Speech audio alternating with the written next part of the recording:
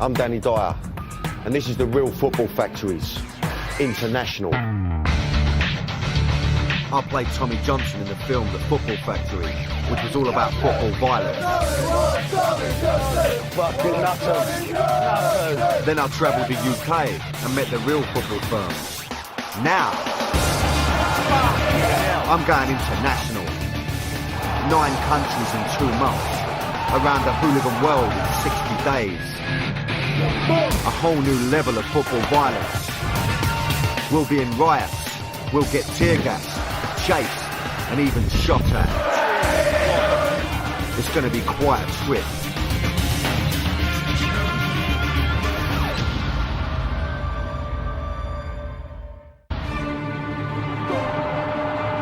Argentina is famous for its football. Of all the successful nations in the modern game, it has provided more drama and excitement than anywhere else. As well we know.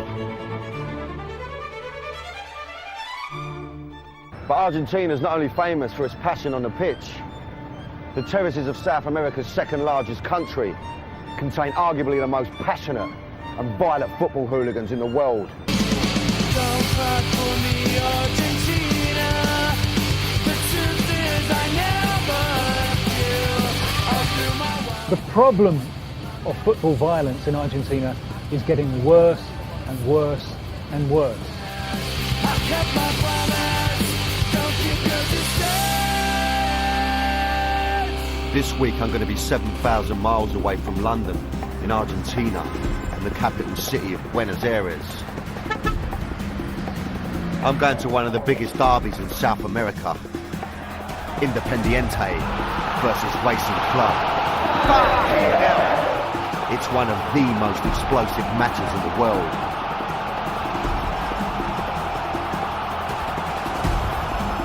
Argentina has one of football's worst hooligan problems. It's a secretive and closed world.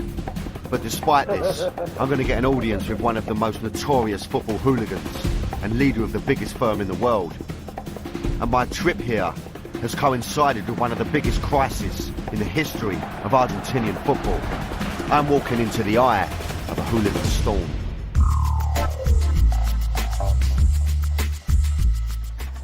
Coming to Argentina had taken me as far off my manor as I'd ever been in my life, and the 18-hour journey had taken it out of me.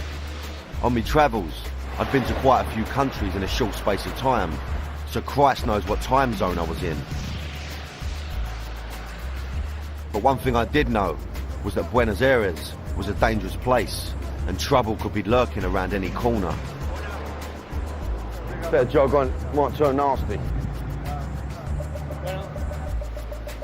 Today it's a bustling city of nearly 13 million people and a popular destination with tourists and travellers. And it's a city that was built by visitors.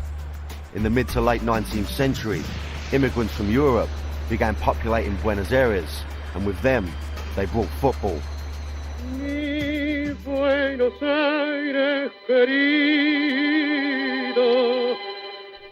The game has early origins in Argentina. The Football League was established just 4 years after the English one, and before any in mainland Europe.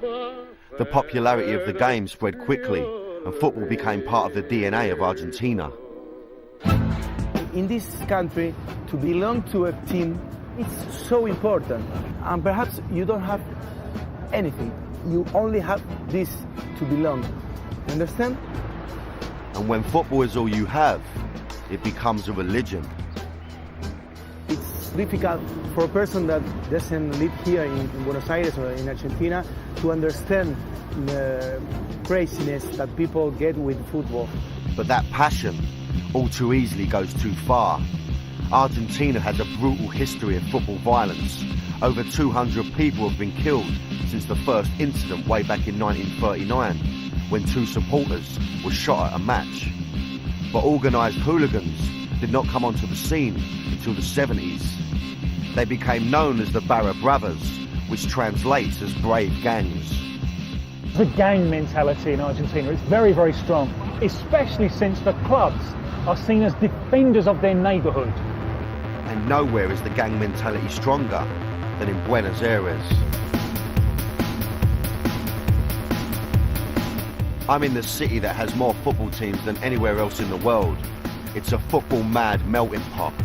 And with the largest amount of football teams, you have the highest number of firms, football firms, that I've come here to meet.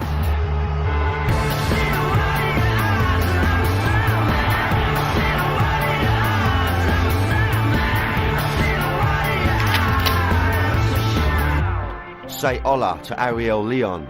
He used to be a Barra Brava back in the 80s and 90s. His team was Vélez Sarsfield, and he was part of the firm for 10 years. Cuando creces ahí adentro, perdés ciertos miedos capaz que tiene la gente normal, que es a pelearse, a estar en ese ambiente que generalmente a cualquier persona le daría miedo. Generalmente la violencia es toda física y generalmente en las barras siempre hay un grupo determinado que es el que va armado. Pero ya cuando generalmente los enfrentamientos armados son cuando es algo planeado ya. In England during the 70s and 80s, motorway service stations provided the opportunity for rival firms to meet and fight. Here in Buenos Aires today, it's at the toll booths on the roads that surround the city. Every weekend in Buenos Aires, hundreds of buses filled with Barras Bravas crisscross the city to get to games. So when they meet at these toll booths, it's a chance for them to attack each other.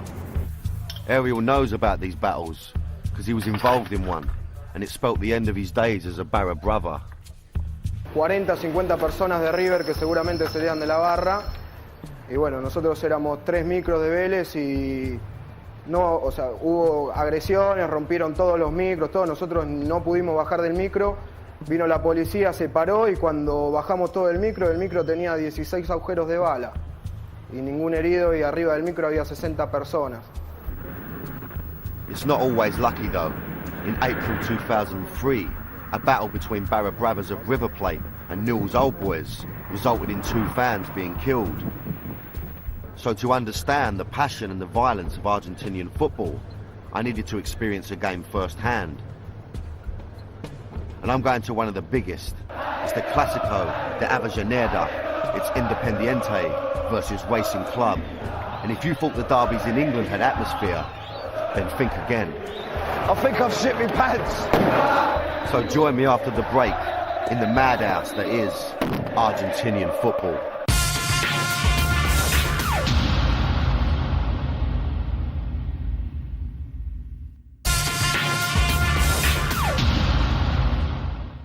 Welcome back to International Football Factories. This week I'm in Argentina, and being an Englishman, believe you me, I've got to keep me nut down. Don't you know I'm loco? I'm in the capital, Buenos Aires, 7,000 miles from home. And as far as football hooliganism is concerned, it really is a different world out here.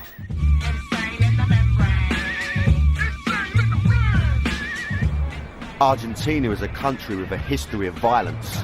In 1943, a military coup ousted the constitutional government. It was the start of 40 years of military rule, coup and counter-coup, violence and bloodshed. During the second half of the 20th century, military leaders used extreme measures against those seen to oppose the dictatorship.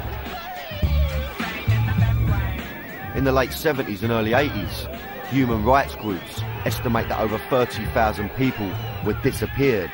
It's believed that they were arrested and secretly executed without trial.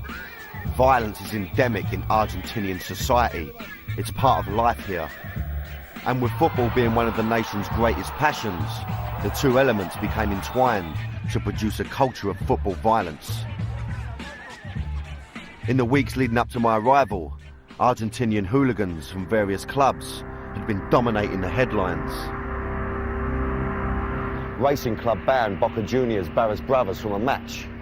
But when the judge overturned that ban, the game was called off because they said they couldn't provide the necessary security.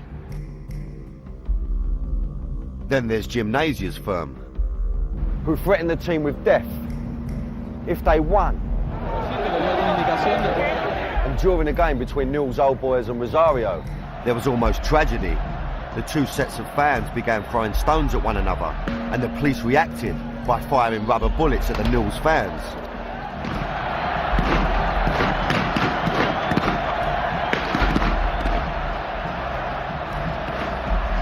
Just your average month for the Barras Bravas of Argentinian football. And the game I'm going to is one of the most volatile fixtures in the country. Now, what's the Spanish for bulletproof vest? It's one of the biggest derbies in Buenos Aires, and it takes place in the district of Avellaneda. The two clubs, Independiente and Racing Club, are just 300 metres apart. It's Sunday afternoon, and I'm going to the game, and it's a fixture that's seen trouble galore. In 2001, more than 100 people were injured after Racing's firm, the Racing Stones, attacked Independiente during the game. And later that same year, a Racing fan was killed after being stabbed 17 times. Independiente Stadium, the Estadio Libertadores de America, is a far cry from the modern arenas we're used to seeing at home. It was a proper old school ground with a rough and ready field. It felt a bit like going back in time. I arrived in the scorching hot midday sun to meet up with the head of their firm. This is Pablo Alvarez, or Babote, which means big baby. He's the leader of the Independiente Barra Bravas, the Red Devils. I was meeting him inside the ground 4 hours before kickoff. Now this was very strange, meeting the top boy of the firm inside the ground, and the surrealness didn't stop there. The first thing he did was make me help carry a load of bin bags. What after here? What's happening here? Jesus Christ.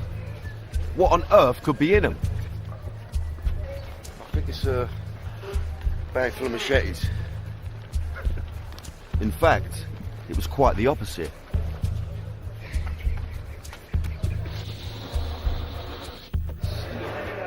They're just all balloons. They were balloons with a no to violence message on them, which the firm were going to be blowing up.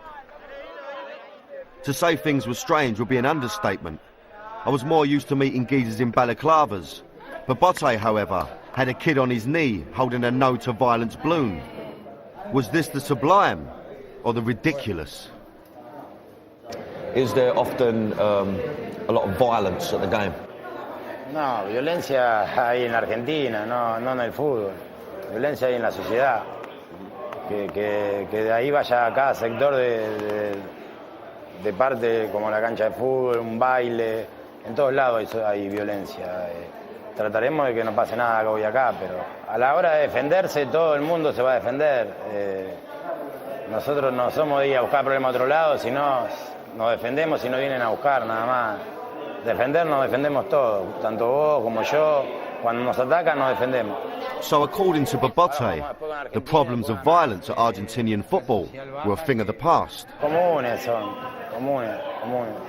Y hace muchos años que no hay violencia en el fútbol. Estamos más controlados ahora. Sí, así que no hay muchos incidentes. Now, I can't help but get the sense that Pablo and his little firm, they're very cagey about it. They don't like to give too much away, which is a first for me because every club I've ever met, every firm, it's all bravado, it's all about the violence, it's about, you know, being dangerous, being naughty, you know, so for me it makes it a little bit more sinister, you know, it's a bit more, you know, he knows what he's about, he ain't got to tell me nothing, really. I don't blame him. Look at the old Bill, waiting around for something to happen, clearly. I was about to enter the Poplar, the Red Devils end behind the goal, a place where even the police won't go. Maybe there wouldn't be any trouble. Maybe today would pass off without incident. Was it going to be heaven or hell?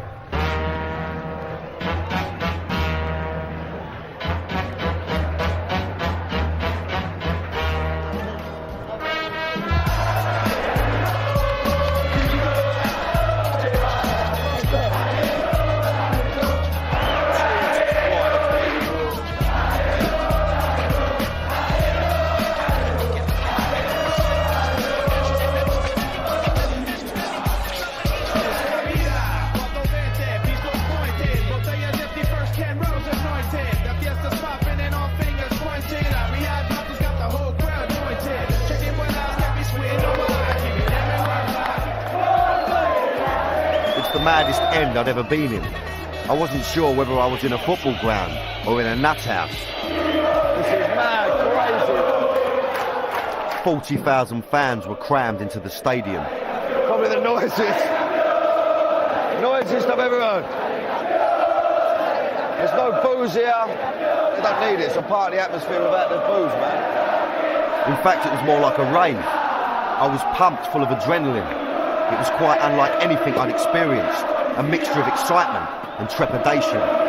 There's me man, Pablo.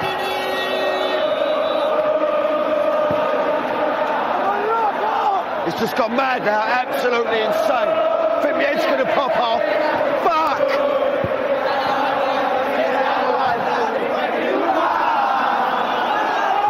It felt lawless, like anything could happen. Fucking hell. I was glad that I was wrapped round Bobote, because in here, he is the law. Over at the other end of the ground, the racing end looked to be equally mental.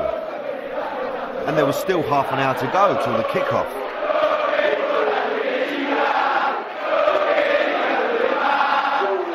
It was so noisy, I didn't even realise the game had started. But 7 minutes in, the volume was about to be raised. Well, they got a penalty there. It's going to erupt this, Gav, my life.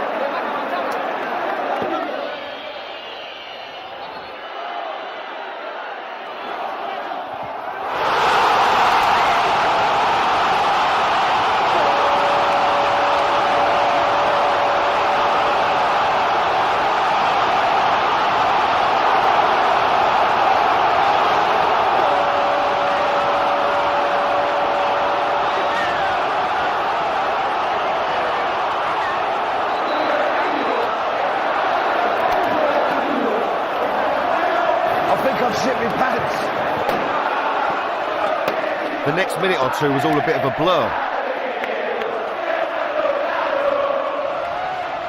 It was so intense that Bobote couldn't guarantee our safety, and so he led us out of the poplar and ran to the other safer side of the ground. I finally had a chance to get my breath back.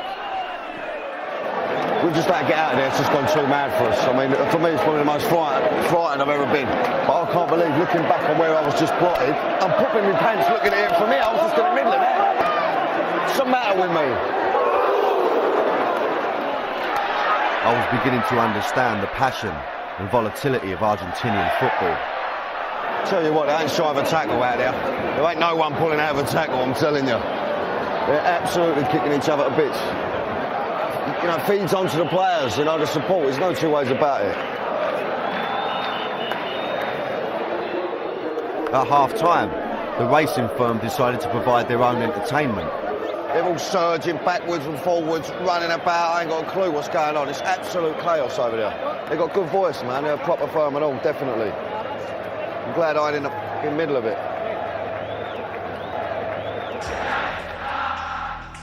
But everything that had gone on so far was nothing compared to what was about to take place. A second Independiente goal at the start of the second half was the catalyst for a major incident. The racing fans were well pissed off. With half an hour to go, their team were facing humiliation at the hands of their bitter rivals. The match was about to come to a premature end. Something was happening at the racing end. It felt like trouble. The racing Barra Bravas started throwing stones at the Independiente fans. The ref had to stop play. The police entered the racing end and fired tear gas.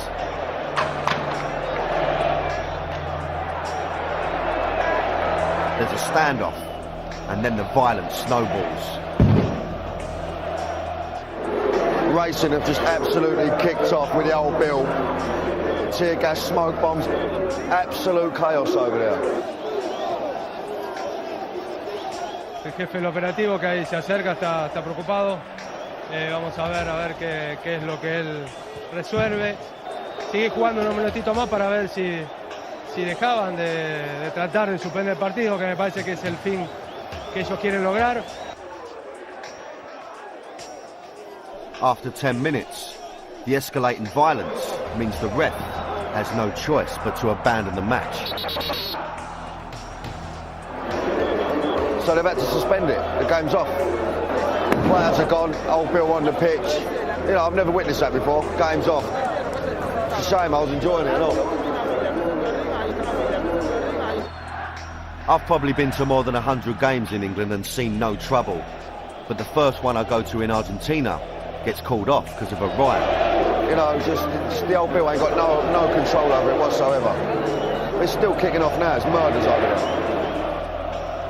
The thinking behind the actions of the racing firm is a twisted sense of loyalty and support for their team.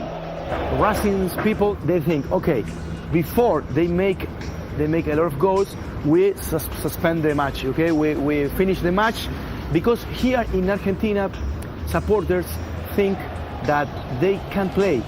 This is a way of playing. So they've stopped the game and avoided a humiliation on the pitch. They believe they've helped their team.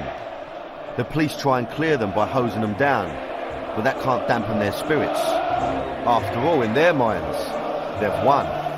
Just singing in the rain. It had been a strange day. I'd witnessed firsthand the highs and lows of Argentinian football. It was obvious that what Babate had said about violence being on the decrease had to be taken with a handful of salt. The production line of football violence in the Argentinian factory was fully operational.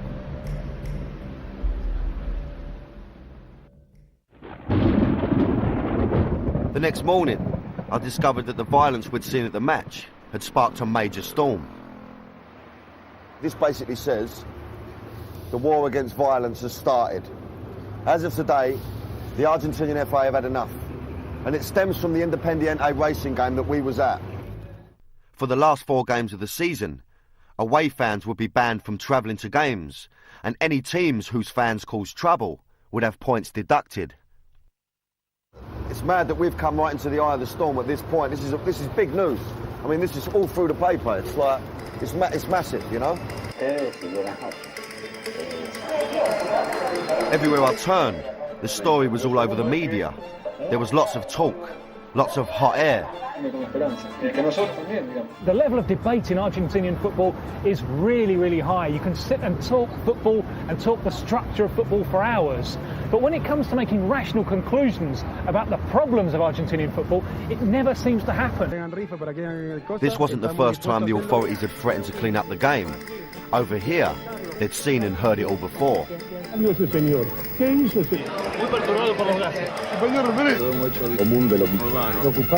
No one wants to take responsibility for the problem. It's all someone else's responsibility. The directors will say this is the responsibility of the authorities. The authorities will say this is the responsibility of the directors. The players will say this has nothing to do with us.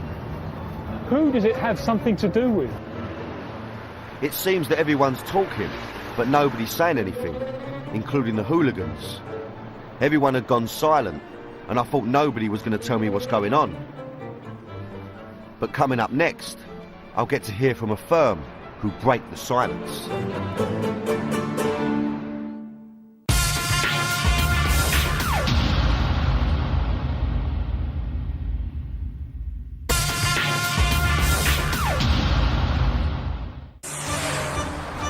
How's your luck? I turn up in Buenos Aires at the same time as one of the biggest crises in the history of Argentinian football violence. The game I went to had been called off because of a riot. Players had been threatened with death, and away firms had been banned from travelling to games. I thought this scandal had nosed our chances of getting any more firms to talk. But despite the press attention, I managed to find a firm that were prepared to meet me. But were they going to tell me anything? I'm off to the most westerly barrio in Buenos Aires called Liniers, to the home of Vélez Sarsfield. You've probably not heard of them, neither had I. But in 1994, they were world champions, beating the great Milan side of the 90s. They're not one of the most famous teams in Argentina, but they're a big part of the community, and so is their firm, the Pandilla. For these guys, the firm is like the family. We don't have a chief. Here is democratic. We are friends. We grow up here in the club. We began to travel with the gang, and then we we form part of them. Here they are kicking off after a game against Boca Juniors in April 2006. Now, they're not the most active firm in Buenos Aires, but I was grateful that they were going to talk to me. I didn't quite know what to expect, but to say I was in for a surprise would be an understatement. Hooligans getting you on the pitch in their club. How mad is that? It's mental, it's insane. First of all, I want to ask you, how many of you are in your firm? We are about 250 and 300 between that number. We don't have biggest enemies everyone are enemies. We don't have friends here. Like Bobote at Independiente, they didn't say much about the violence, but they did at least admit to being involved. The fight here never organized. It's always spontaneous, okay? If we cross over each between other, we fight. It's the only rule, okay? We don't organize anything. Although the interview didn't reveal much, everything else that happened did. First of all, the club provided us with some refreshments. Okay, see that they trade us very well, okay? Never known a firm to have their own butler. How mad's that? Look, here he goes, look, the old butler, look, he's on his way. Up he goes, look. Salud. After a couple of on-pitch beers, the boys took me inside to show me the trophy room. Now, are you following this? The firm are taking me to see the trophy room. No one stopped us. Nobody asked us what we were doing. I was obviously with people of some influence. They're obviously quite pally with the president. The president's just through there. I don't know if he's going to make an appearance or not. I don't know how it works. The Pandilla seemed to be more than just your average football firm. They'd shown me around the place as if it was theirs. They were pals of the president and weren't just tolerated, but respected. It seemed that they were an integral part of the club. Could it be that in Argentina, the lunatics really had taken over the asylum? Every club has a barra brava. There's no team without barra brava. You can have no goalie, you can have no defender, you can have no forward, but you should have to have a barra brava. So what about Bobote, the head of the Independiente Barra Bravas? Well, I found out that he too appeared to have friends in high places. Now, Bobote, the leader of the Independiente mob who took us to the game, was actually banned from going. Now, it's been alleged by no less than the governor of Buenos Aires that the president of the club let him get in early. He's also accused Bobote of selling 600 illegal tickets for the game. You know? So, it's all very, very strange. The Barras Bravas is a job. When people choose to become a Barra Brava, it's not just a job, it's a way of life. It's a way of life. Professional hooligans. How on earth does that work? Well, it's all about the structure of the football clubs. Unlike in England, where they're run as companies, in Argentina, they're run as associations. So fans can become members of the club and get to vote for the president. In England, they were always companies. In Argentina, it's more the model of associations, where the members vote for the president. So that being the president is an elected position. So if you want to be the president, you need the votes from the terraces. Whoever controls the terraces, therefore controls a lot of votes. And the Barra Bravas control the terraces. If you've got your own renter mob gang that can impress some, intimidate others, that's very, very important. And it's about more than just collecting votes. The Barra Bravas will do the dirty work of the clubs. Let's put an example. A club wants to fire their manager. The manager doesn't want to go. So the president of the club sends Barras Bravas and the manager finally leaves. In England, the hooligans grew up outside the orbit of the clubs. In Argentina, the clubs have created the gangs of hooligans. So that's how I think Argentine football created a monster. These gangs have historically been subsidized by the club. They get money from players, from trainers, from president of the club. They get free tickets, they get their travel expenses covered. Siendo barra brava tenés acceso a abogados, tenés acceso a contactos con la policía. Si caes preso, el club te pone la seguridad como para sacarte, te escolta la policía. O sea, es un trabajo violento protegido. So the Barra Brothers are allegedly into major criminal activity, not just fighting one another, but extortion, match fixing, and widespread corruption. And everyone seems to know that it's going on. So why has nothing ever been done? We decided to approach the police and see what they had to say, and their silence spoke volumes. Now, we've had a few knockbacks on the police before about giving interviews, you know, usually because, you know, they don't want to be part of our show, they feel that we're glamorising hooligans, all this sort of stuff. In Buenos Aires, it's a different story. The reason the police won't go on camera is because the situation with the Barras Brothers is so volatile at the moment that they're frightened of repercussions. You know, they're meant to be law and order.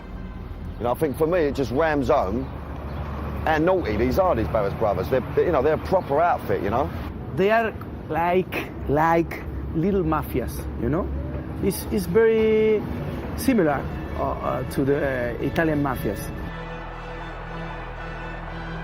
The influence of the Barra Brothers can be seen at the very pinnacle of the game here. Twice a year in Buenos Aires, a fixture takes place that some argue is the biggest match in the world. It's one of the world's great derbies. There's no doubt about it. It's more important than Real Madrid, Barcelona, or Manchester, Liverpool. It's the most important match all over the world. Yep, it's even bigger than West Ham Millwall. River Plate versus Boca Juniors is the meeting of the two most successful teams in Argentina and the two biggest firms. The television coverage of a Boca River game shows just how much the Barra Brothers are part of the fabric of football.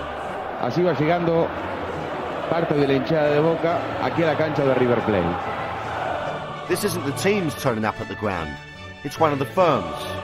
Incredibly, their arrival is covered live on television and is even commentated on. Ahí están, los más caracterizados de River, los llamados borrachos del tablón. Now, I might be wrong, but I don't recall the ICF ever being featured on Match of the Day. No, pero mira lo que es eso, mira. Es más grande el brazo de él que la pierna mía. Both clubs emerged from the Boca area of Buenos Aires, and like all local rivals, they've forever been at each other's throats.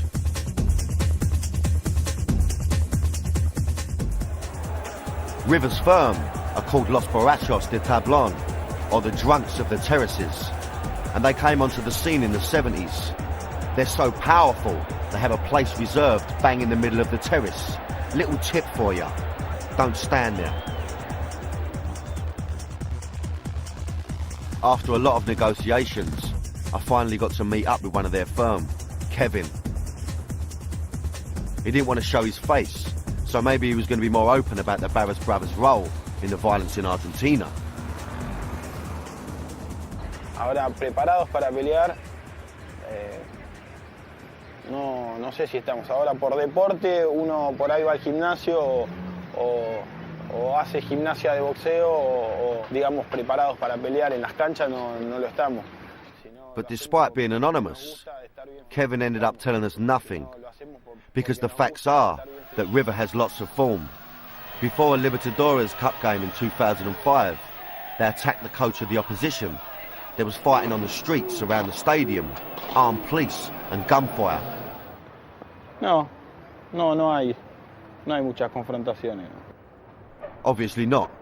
In the last 10 years, we only came across 50 reported incidents involving River, and at the start of the 2007 season, their stadium was closed because of violence caused by their fans. Now, I can't speak a lot of Spanish, but I'm no mug in any language. It was obvious that amongst the Barra Brothers, there was some kind of code of silence. River's rivals, Boca Juniors, can be found in the heartland of the incredibly colourful Boca area of the city. The stadium is known as the Bombonera, or the Chocolate Box. Outside the ground, and many images of Boca Juniors' favourite son, the man who for me was the greatest footballer ever.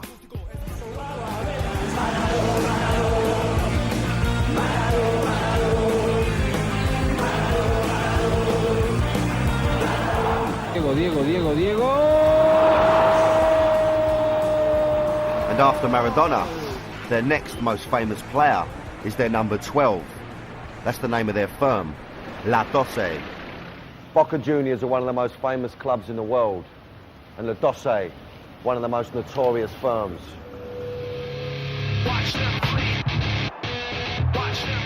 La Doce have been involved in more than 100 incidents of football violence down the years. They've kicked off with just about everyone. This riot on the streets of Buenos Aires in 2003 came as a result of a famous Boca victory. It's a good job they don't often lose. And this is their main man, Rafa Di Zeo, seen here orchestrating the arrival of La Doce at the River game. He doesn't only direct his own boys, he even tells the police where to go. Hablan con la policía, la mandan a la policía. Since 1999, the authorities here have been trying to put Rafa away for football violence, and he even has a 3-year and 10-month prison sentence hanging over him. Obviously, this is not a man to be messed with, and so I made sure I got to our meeting early. It's not every day you get an audience with the leader of what is commonly recognised as the biggest firm in the world. I've been told to wait at a petrol station, all cloak and dagger, all don't know where we're going, you know. Now this geezer is like a living legend here, you know. He's almost the Maradona of hooligans, you know. They all respect him. He's quite an older, you know, I've not met this guy yet. He's a bit older and, you know, but obviously a very dangerous man. So it's all very Godfather-esque for me, you know what I mean? It's all very Godfather, mafioso, quite, you know, quite intimidating, I must say. I was kept waiting for almost an hour. It didn't help my nerves. They were taking a battering.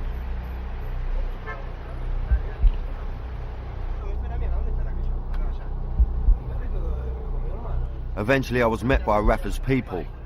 One of his lieutenants, a man known as the Ninja, was driving us to another venue. I thought it might be a new flyover and that I was going to be part of it. But thankfully, I was taken to a pizzeria. So this is it, Italian pizza, the Godfather, Rafa Di Zeo. Let's see what this geezer's got to say. Sí. Yo cualquier cosa voy a pasar igual. Porque le tengo que llevar esa camiseta que me dijo. They didn't seem to care who I was. They were calling the shots here. I was more than a little nervous. What is the role of the Doce at the club? Y en el club es, y digamos, es una de las patas fuertes del club. Tiene mucha influencia por el hecho de que uno vive desde chiquito en el club. Va todos los días de su vida al club. En cambio, los jugadores o los dirigentes están por un tiempo determinado, pero después se terminan yendo. A la 12 está desde que nace hasta que se muere. Is La Doce the hardest firm in Argentina? Sí. Sí. Sí, es la más fuerte. Para nosotros, no solo de Argentina. Para nosotros, no solo de Argentina. Sino, y los demás, digamos, en distintos países del mundo reconocen que la hinchada de Boca es la más fuerte de casi todo el mundo. Okay. Y que no lo decimos nosotros, lo dice la gente de afuera. Finally, it felt like someone was actually telling me something. De una pelea. En realidad es una pelea y uno trata de no hablar mucho de eso porque la pelea queda siempre ahí, en lo que fue una pelea. Simplemente sí, nos peleamos, pasó tal cosa, ganamos o no, y normalmente ganamos, pero no hablamos mucho del tema. Para nosotros la hinchada de Boca es como una familia. Entonces tratamos de los problemas de la familia que no salgan de ahí. Porque el mundo de nosotros es más cerrado. El mundo nuestro es más cerrado porque no nos gusta que las cosas que hacemos nosotros salgan para afuera, para el exterior. I realise that in Argentina there are some things that strangers like me don't get told about. Certain things stay within the family. So if football hooliganism is such a closed and powerful world, will the problems of violence ever go away?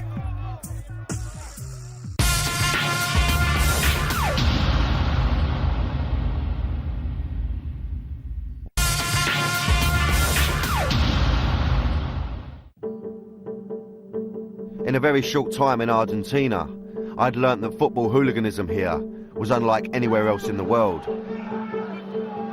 It's as much a part of the game here as penalties and pies. So if it is so deep within the fabric of football, will the problems of violence ever leave the game? One suggestion is to look at the country which managed to cure what was always known as the English disease.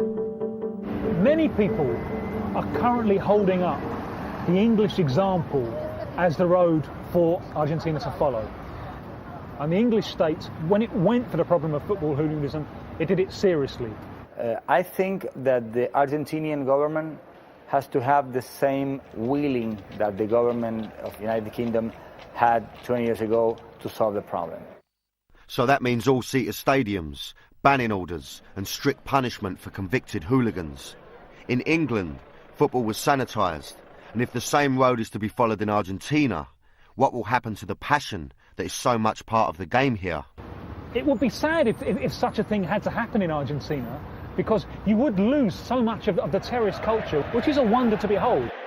And I know that, because in the first half of the Independiente game, I had an amazing experience. But the second half could have ended in tragedy, and tragedy is no stranger to Argentinian football. It's a life or death question. But you have to make a choice. If we have to eliminate the passion just to eliminate the atrocities, well, I can buy. For me, it's very important that the football will not bring any more death in Argentina. But Argentina's challenge is even tougher than England's, because here the hooligans have real influence. The problem is that hooligans are inside the structure of football. That wasn't the case in England, and that makes the whole thing of eradicating the problem much more serious, because you've got people there inside football with a vested interest who don't want to clear up the problem. La violencia es algo muy frecuente hoy en día en la Argentina, siempre lo fue y hoy lo sigue siendo. Lo que pasa que hoy parece que tiene más poder la hinchada o toda la gente que los controles que pueden llegar a haber.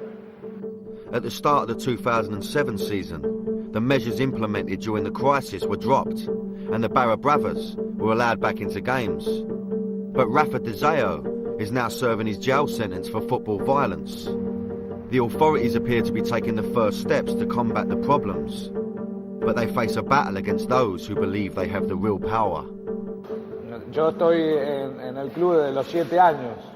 Y desde los 7 años a hoy pasaron un montón de jugadores, un montón de dirigentes y nosotros seguimos estando. Por eso tiene o sea, la fuerza que tiene la hinchada dentro del club.